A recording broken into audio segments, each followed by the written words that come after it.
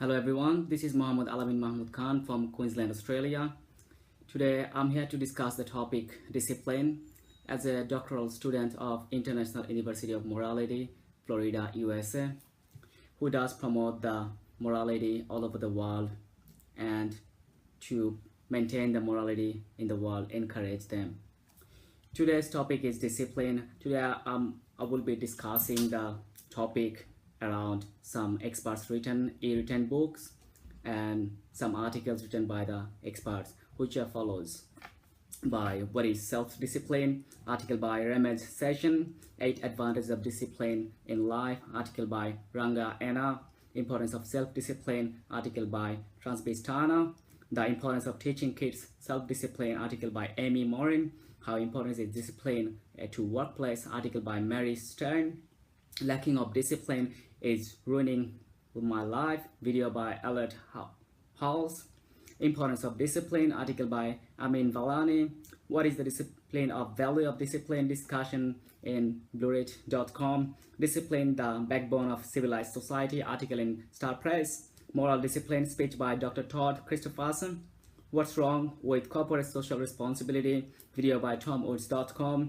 classroom discipline across 41 countries, abstract by Ming Chiu, physical discipline makes children anxious and aggressive, article in Natural Child Project, discipline and family relationship, article in fkpets.org, lack of discipline leads to spoiled children, article by Kella in todaymodernfamily.com, discipline in workplace, article by EBC Resources, child discipline in Japan, research by Noboko Uchida, discipline with love and respect, article by University of Illinois Extension, positive discipline, article by familylives.org, approaches to discipline, article in fakasfamily.com, how can the Muslim discipline oneself, article by Sheikh Muhammad Al-Munazid, how to handle discipline on your employee, article by Cynthia Mason, managing employee discipline, slideshow by Santanu Das, a step-by-step guide to classroom discipline, guide by Islamic teacher education and program.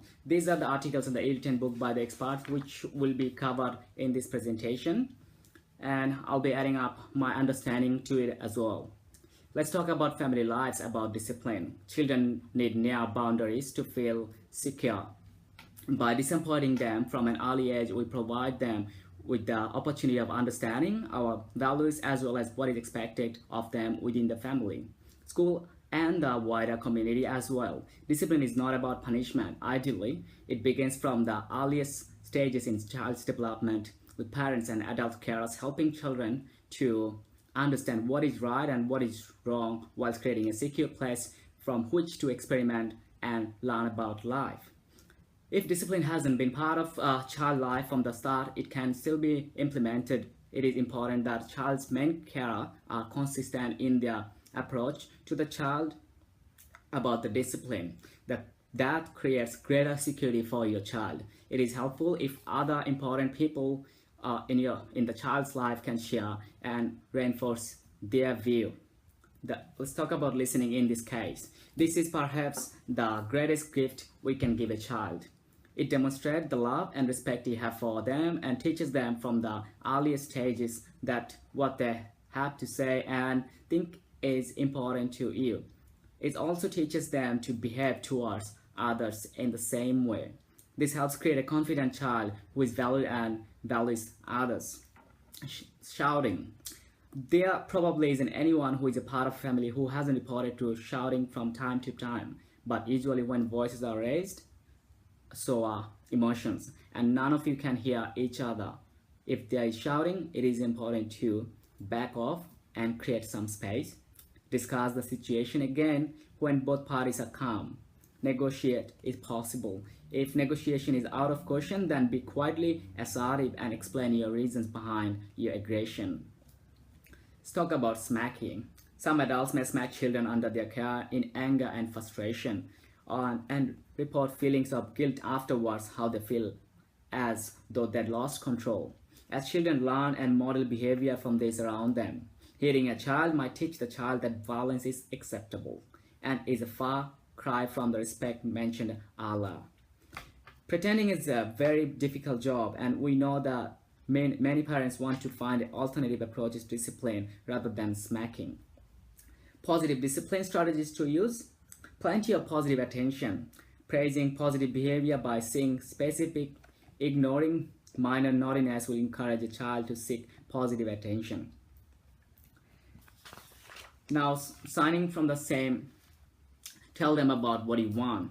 Ask for what you want rather than for what you don't want. Please put your coat away rather than don't throw your coat on the floor. Avoid empty threats instead of explaining what your bottom line is and stick to it. Give choices to the children. Parents or adult carer, you can say, I see you have quite a bit of homework tonight. How about having something to eat, and then you can decide to get started on the homework and have a break later? Or would you prefer to have a break and now then do your homework? That would be more preferable to the child. The tidy your room debate can continue like that. Families continuously bring the subject up on the helpline. It raises the whole issue of privacy, which is an important concept to the teenagers. Try to negotiate the boundaries and the rules. Allow the teenagers to feel they have a private space and they have control over their own life. Allow for an acceptable level of cleanliness to ensure a healthy environment in a daily regular life.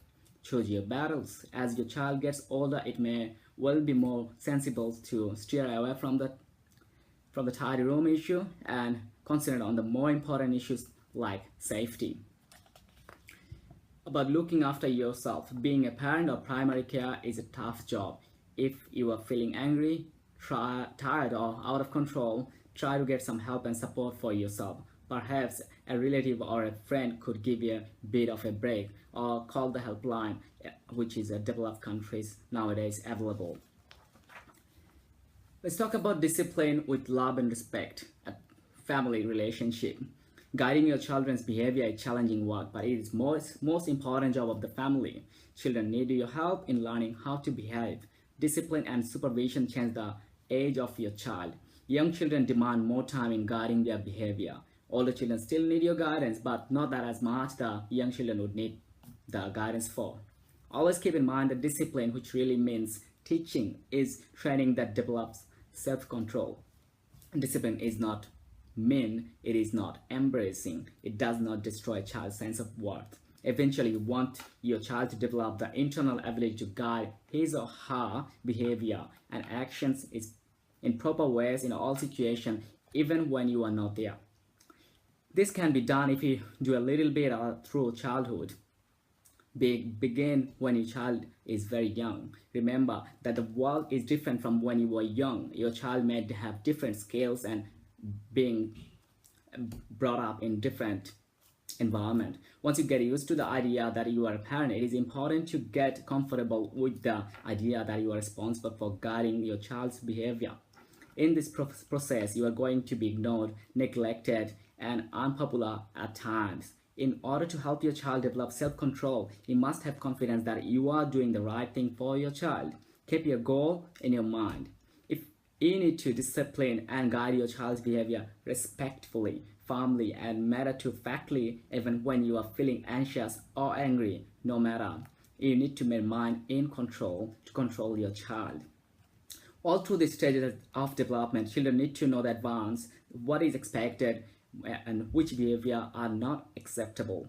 Young children are not able to always understand the words you say, even if you tell them what to expect again and again. When children are young, you need to watch what they are able to be tolerate. Leave when their behavior and attention span are not up to the activity. For example, when you take a very young child shopping, watch carefully for what the child can tolerate. Shopping is fun for a certain amount of time, then the child might need to go on to another activity. Let your child know in advance what you expect if they are older. If there is not a lot for your child to do, remember to bring things along that are fun and interesting for your child. Let these added activities create a lot of opportunities or appropriate behavior chances for the child.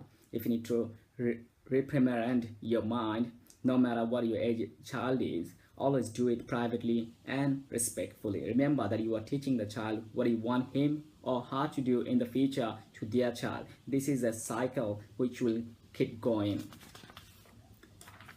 Let's talk about a good example of child discipline in Japan, an important part of parenting where parents pass off their values to their children from generation to generation. Summary in this report, they are discussing the characteristics of child in Japan.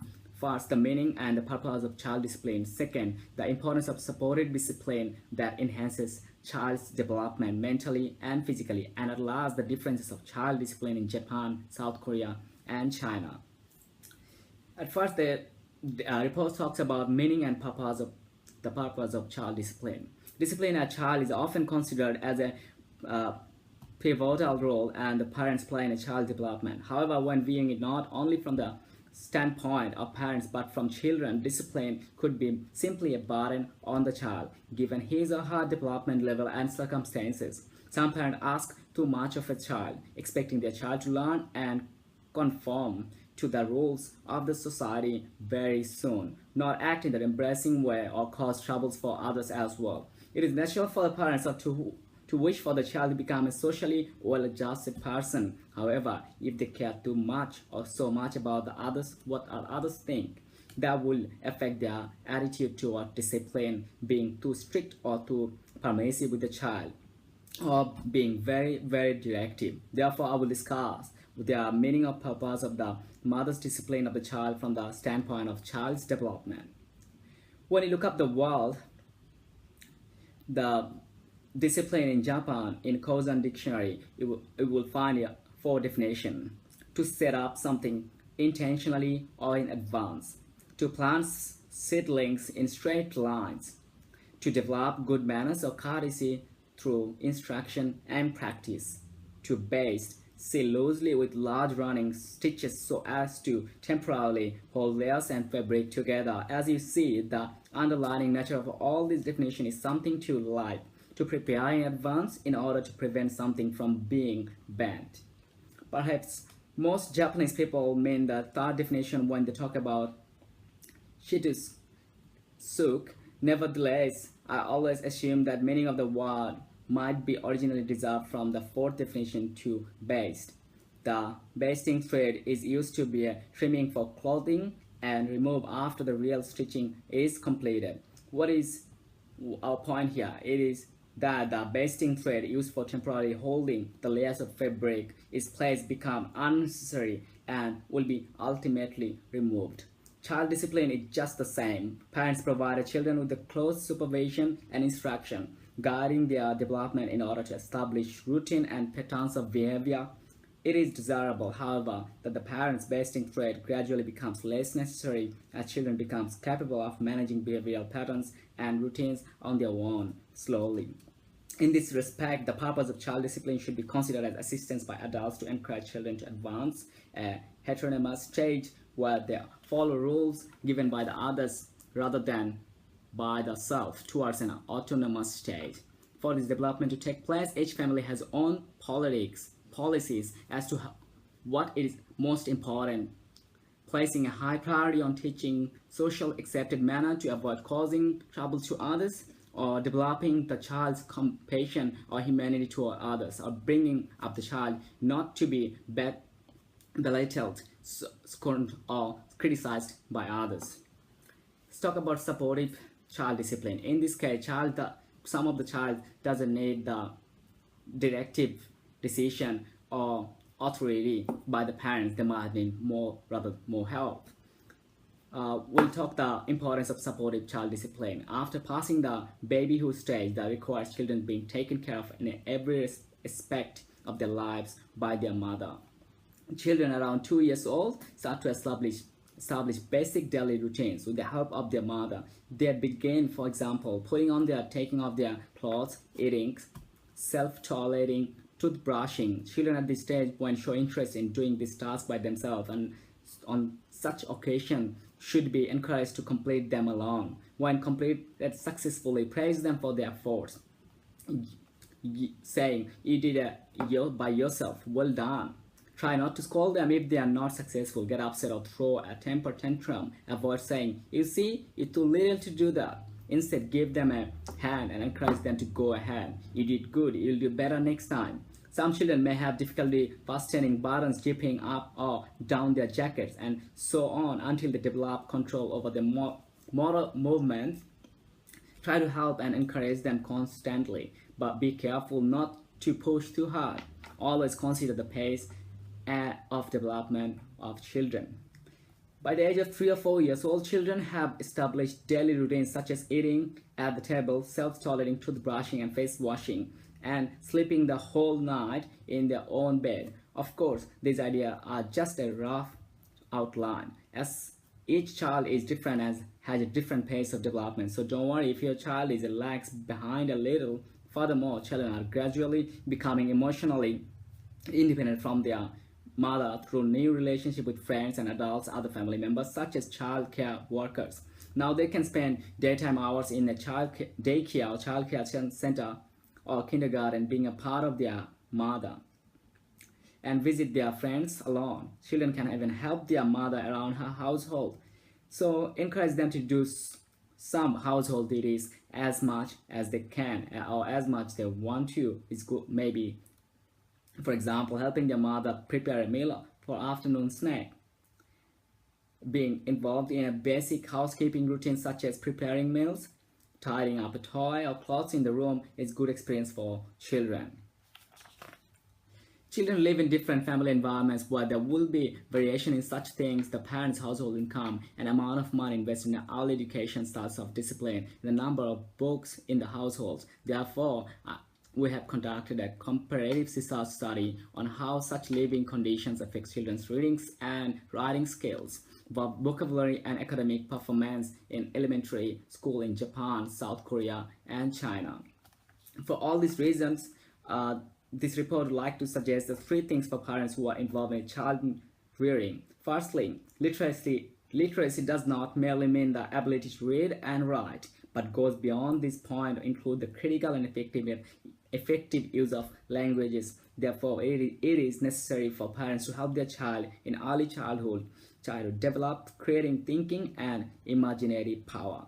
Secondly, vocabulary is an important part of a strong academic foundation, and this can be nurtured through parents sharing activities, discipline with close parent-child communication.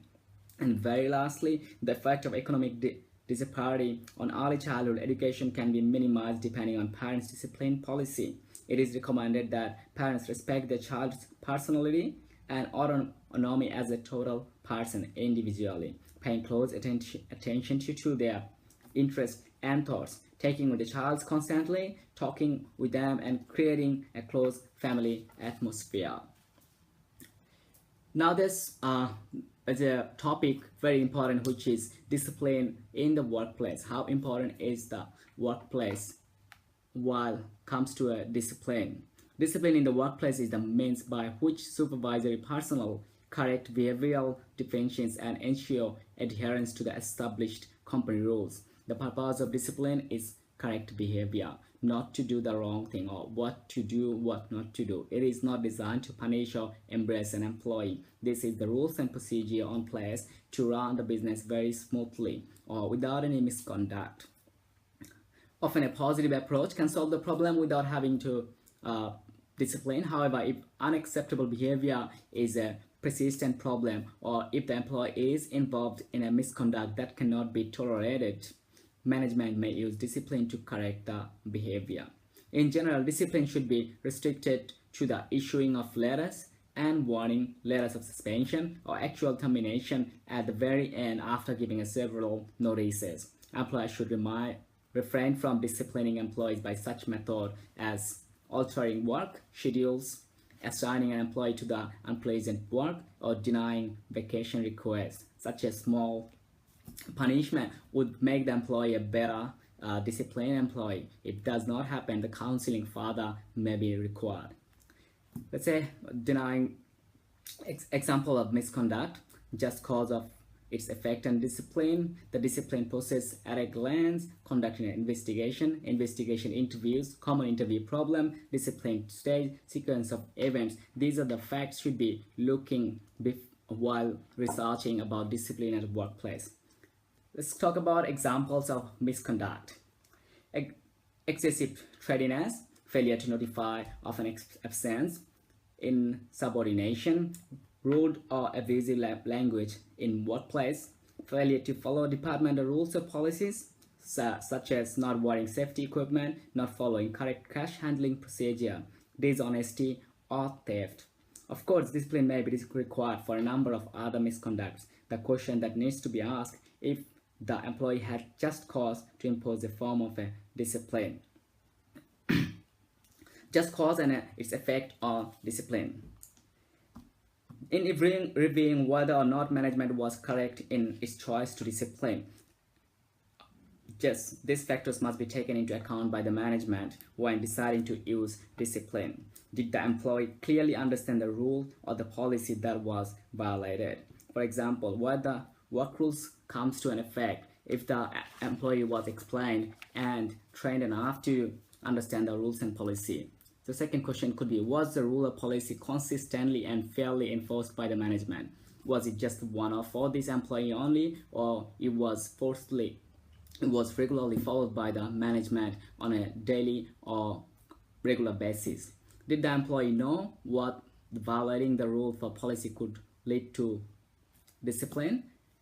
And the seriousness of the offense in terms of violating company rules of conduct or company obligations. For example, being a few minutes later for a shift would not be viewed as being as serious an offense as strict another employee was stealing university property.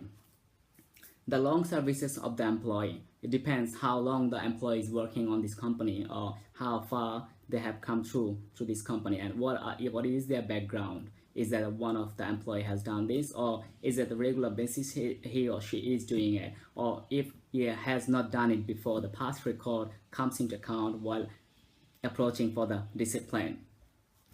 The previous good or bad work record of the employee also very important while going for approaching for discipline. Provocation. Was the employee pushed into an acting rudely or violently as a result of management or customers' actions? This is very common defense for employees involved in disturbance. Did the employee admit to misconduct and apologize for their behavior? Did the employee say that, yes, I did that and I do apologize for that, by understanding their problem? If it's the very first time or one-off time, that could be a positive side of the employee. Let's say the discipline process at a glance, the investigation stage. Investigation is perhaps the most important part of a discipline process. Discipline cases are often won or lost based upon the amount of effort put into an investigation.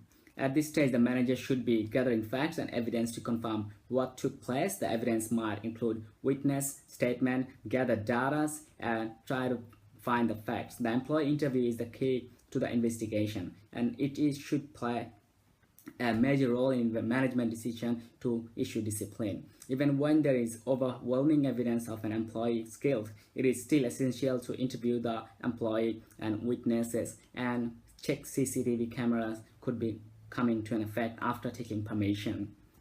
The discipline stage. Once management has heard the employee's explanation in the interview, the decision, and has heard the witnesses as well at the same time and gather all the facts and data, they should be analyzing the data, facts and figures. This is the discipline stage. The basis for discipline should also take into account the factor discussed in the section on just cause, the employee past record, the severity of the incident, was the employee provoked. Ideally, discipline will not be issued verbally to an employee. Discipline should be issued in writing to an employee and only after the investigation and interviews have taken place. Let's talk about misconduct. The main purpose of an investigation is to determine the best of a manager's ability to facts surrounding the misconduct in the workplace. As a result, investigation by their very nature should be conducted in a fair and objective manner. Points to consider when conducting an investigation are: conduct an investigation with another member of management, union representation during an investigation, that is a must. Talk to as many witnesses as possible when conducting an investigation. The paper trail. There is often sustainability amount of documentary evidence that can be used to support evidence of a misconduct. and seek outside help to investigate evidence of misconduct. The investigation interview. Some of the more important reasons for conducting interviews are to provide an opportunity for the employee involved in the misconduct to explain his or her situation, to determine what is involved in it, if any employee had in a misconduct, to gather direct evidence from the employee involved in the misconduct, to gather evidence from the third-party witnesses about a misconduct. While interviewing the employee, the common interview problems can come to an effect that an employee who refuses to provide an answer to a question, the employee continually interrupts questioning by raising issues unrelated to the investigation. The union or employee wishes to caucus during the interview. The employee asks to resign during the interview. The union representative offers to answer interview questions for the employee. That could be a problem while interviewing. So disciplining stage on this, the sequence of events can be: a misconduct occurs in the workplace, management investigate the misconduct, interviews witness and gather evidences, management interviews with the employees suspected in the misconduct, management reviews all the evidence and consults with HR on the appropriate discipline, issuing the letter of discipline, letter of suspension or termination. And the lack of discipline about spoiling a child. A lack of consistent discipline is increasingly becoming a major problem among families today. That can result to a spoiled child. From the experience shows that step families have some of the most difficult challenges with the discipline due to the complicated dynamics of the family. Let's make your child the center of the world. So making your child wishes the top priority in every circumstance teaches her that the world revolves around her. That could prevent her from his or her from learning to consider other people's needs and desires at the same time. Discipline and family relationship, that is very much close enough. Wise parents do certain things for their children to help them become strong and healthy people in all areas of their lives, physically, emotionally, spiritually. There are 12 things that are important for everyone to do, so help the child as they grow up. We hope you all know them. Pray for your children. Express your love to your child openly and often. Communicate with your child.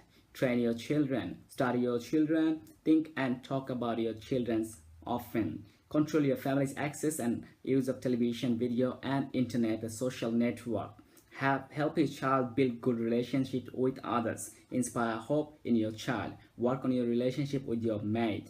Expect your child to obey you and stick with the situation until they do otherwise. Discipline your children while it needs to be. The moral discipline. Moral discipline is the consistent exercise of agency to choose the right because it is right even when it is hard.